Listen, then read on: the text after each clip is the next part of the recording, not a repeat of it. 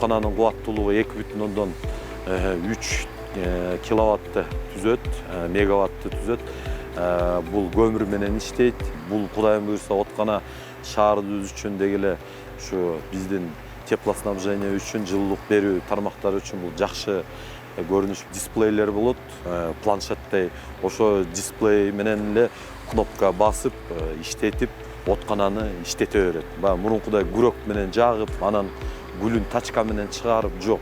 Андай маселе бул жерде жок. Бул жерде бүт автоматика болот. Мурунку биздин турган от казандарга караганда бул экономичный.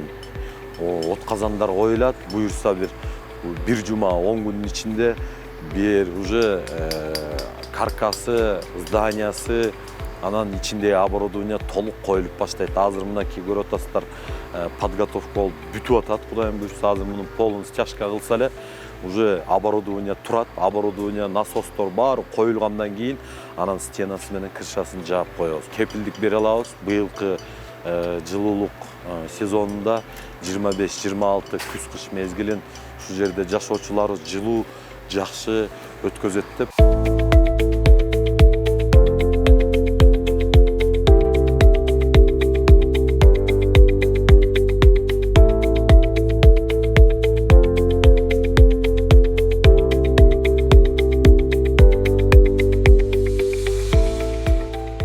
На данный момент мы заливаем сейчас бункер склада угля. С данного бункера будет автоматически подаваться уголь в котельные, в котел.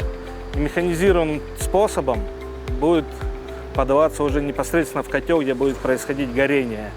После сгорания уголь будет автоматически, шлак будет попадать в линию зооудаления. И уже тоже механизированным способом, то есть транспортерами, будет удаляться. Это на данный момент самые современные технологии в сфере угольных, скажем, котельных. В Кыргызстане есть аналогичные котельные уже, но это будет лучше всех, современное самое будет. Конец строительства будет по договору у нас 15 октября, но на данный момент мы идем с опережением. Я думаю, до 1 октября мы уже запустим котельную.